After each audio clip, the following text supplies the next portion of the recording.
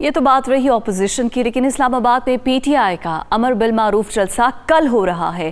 کراچی میں Kent railway station سے M N اے آفتاب حسین کی قیادت میں قافلہ دارالحکومت کے لیے روانہ ہو رہا ہے۔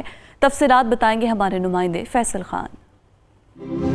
آج ہی پاکستان تحریک انصاف کی جانب سے وزیر اعظم پاکستان عمران خان سے اظہار یکجہتی کے لیے کل بھی ایک قافلہ روانہ ہوا تھا سوراب کوٹ سے بائی روڈ جو ہے اپوزیشن لیڈر سندھ علیم عادل شیخ کی سربراہی میں، اور آج جو ہے ایک اسپیشل ٹرین جو ہے یہاں سے کراچی سے جا رہی ہے، اور یہ اسپیشل ٹرین کراچی کینٹ سے 12 بجے روانہ ہوگی، جس کی قیادت پاکستان تحریک انصاف کے ایم این اے آفتاب صدیقی کر رہے ہیں۔ اس وقت ہمارے ساتھ وہ موجود ہیں، ان سے جانتے ہیں کہ یہ اسپیشل ٹرین آپ نے بک کروائی ہے، کتنے مسافر ہوں گے، کتنے لوگ جا رہے ہیں اظہار یکجہتی کے لیے، کیا کیا تیاریاں ہیں؟ عمران خان صاحب کی جو کال انہوں نے دی ہے 27 مارچ کے حوالے سے سچائی اور بے ایمانی کے درمیان، اس کے لیے لوگ جوک در جوک یہاں چلے آ رہے ہیں۔ یہ 18 بوگیوں پر مشتمل ایک اسپیشل ٹرین ہے گرین لائن، جو یہاں سے حیدرآباد، مہراب پور، نواب شاہ سکر سے ہوتی ہوئی اسلام آباد پہنچے گی۔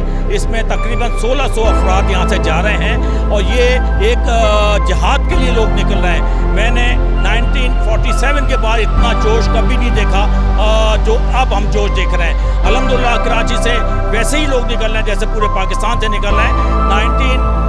2018 کے الیکشن میں بھی اتنا جوش نہیں دیکھا، کیونکہ یہ جنگ ہے، جہاد ہے، سچائی، ایمانداری، انسانیت، انصاف و خودداری کی ورسز بےمانی، چور، ڈاکو، اس ملک کے کو لوٹنے والوں کے خلاف۔